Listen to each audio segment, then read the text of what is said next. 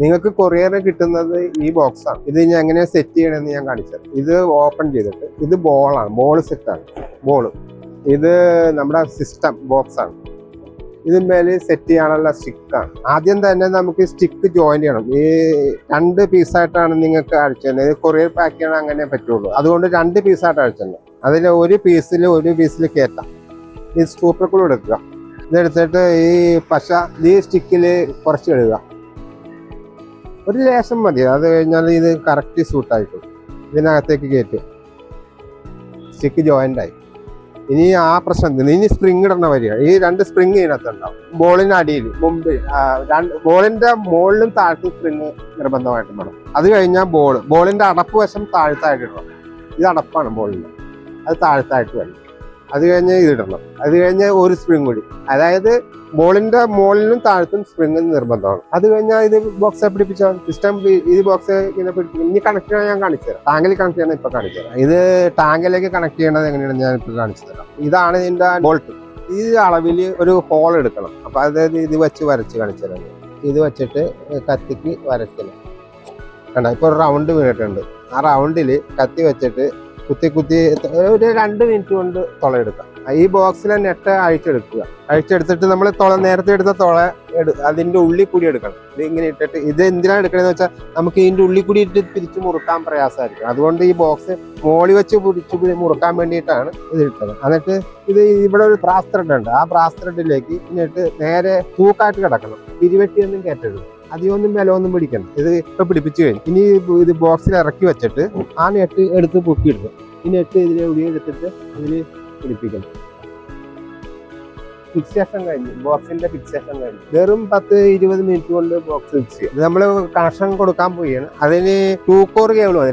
2 core എന്ന് പറഞ്ഞാൽ 2 വയറുള്ള cable. ആ കേബിള് 1.5 M² എന്നാണ്. അത് സ്ലാഗയുടെ കനമാണ് 1.5. അപ്പൊ 2 കോർ കേബിള് 1.5 മേടിച്ചിട്ട് ഇത് ടേപ്പ് ചെയ്യുക.